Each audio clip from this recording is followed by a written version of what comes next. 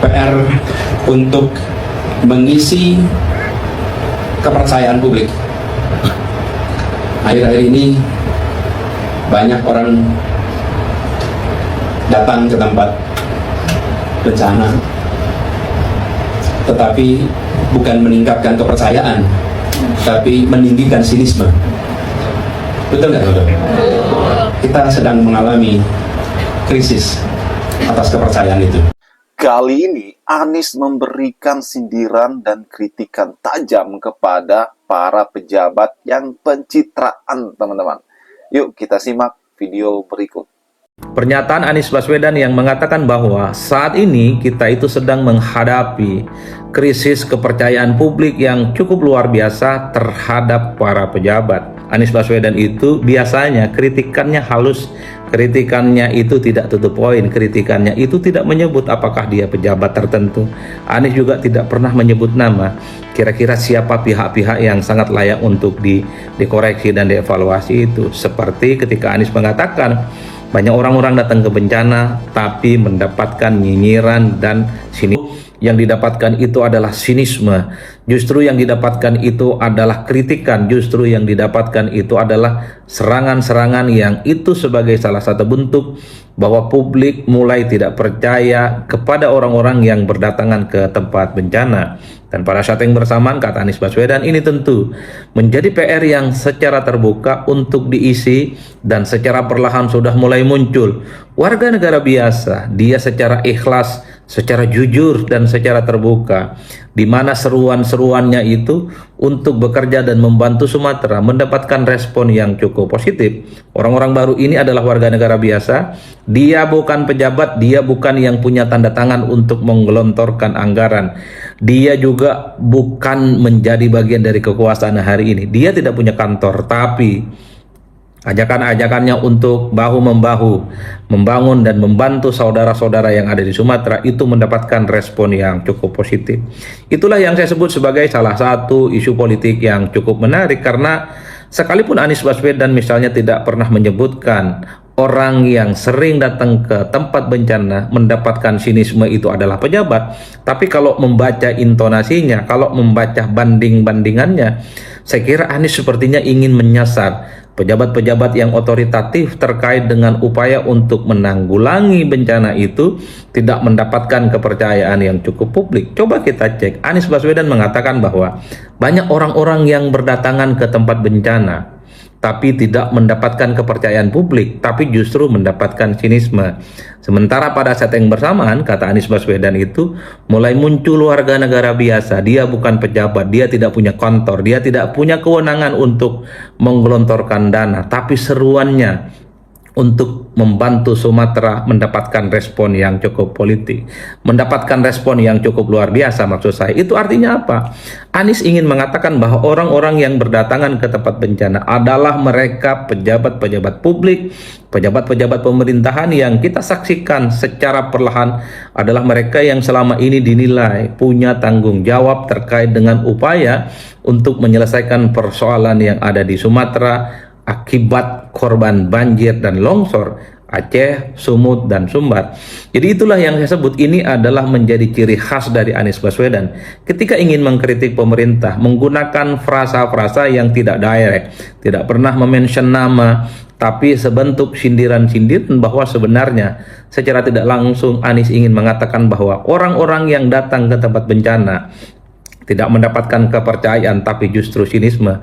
Menurut saya itu mengarah kepada pejabat-pejabat publik, mungkin seperti para menteri yang dikait-kaitkan, menteri SDM mungkin, menteri lingkungan hidup mungkin juga adalah menteri-menteri yang terkait dengan perhutanan, ataupun juga pejabat-pejabat publik yang dulunya dia pernah menjabat sebagai pejabat tertentu, tapi kebijakan-kebijakannya telah mengakibatkan bagaimana persoalan deforestasi, persoalan-persoalan terkait dengan lingkungan itu kemudian betul-betul terjadi.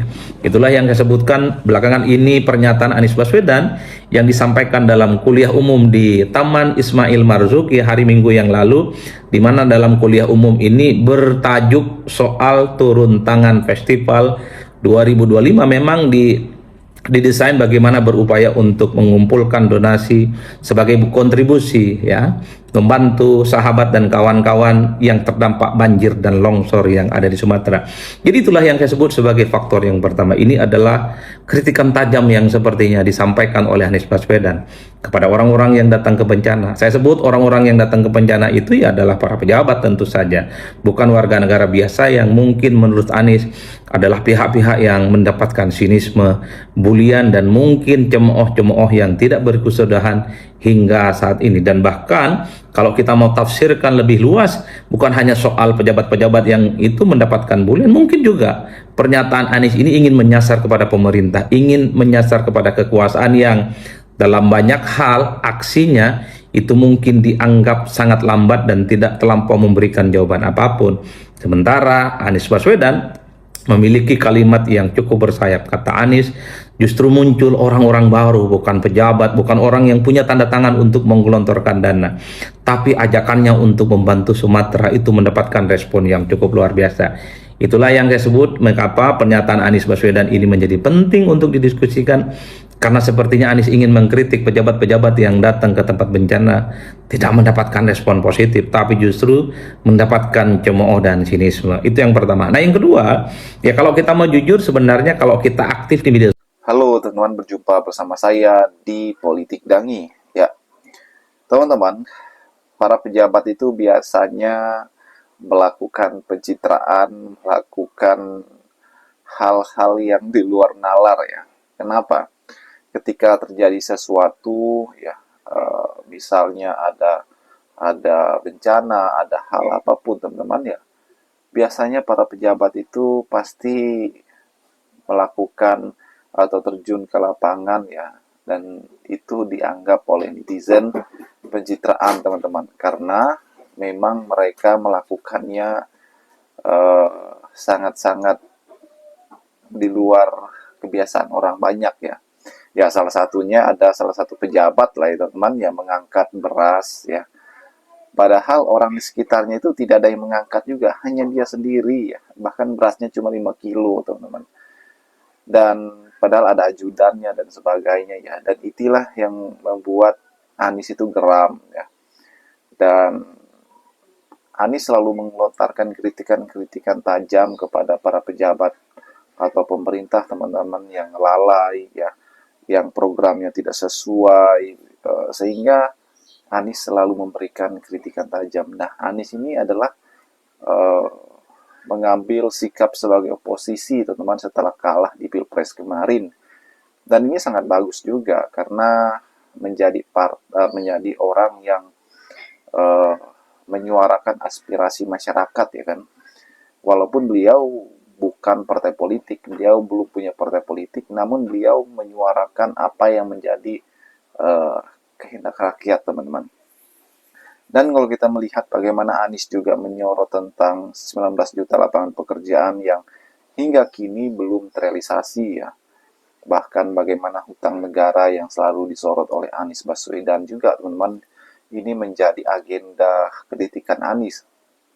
Anies ini orang yang sangat berwibawa sekali, orang yang sangat disiplin ya, dan sangat luar biasa teman-teman ya ketika menjadi oposisi, karena Anies bukan penjilat ya kan. Kemudian bagaimana Anies selalu menyorot tentang sulitnya masyarakat ya mencari pekerjaan ya, di tengah-tengah PHK massal, di tengah-tengah harga sembako semakin naik. Anies pernah mengkritik hal tersebut teman-teman, dan itu menjadi sebuah perbincangan hangat ya di dunia politik kita. Kenapa? Setiap kritikan yang Anies lontarkan itu pasti akan menimbulkan perbincangan hangat baik di media maupun televisi teman-teman. Ini membuktikan bahwa kritikan yang dilontarkan Anies Baswedan ini diperhitungkan ya dan dipertimbangkan oleh pemerintah. Bagaimana menurut kalian?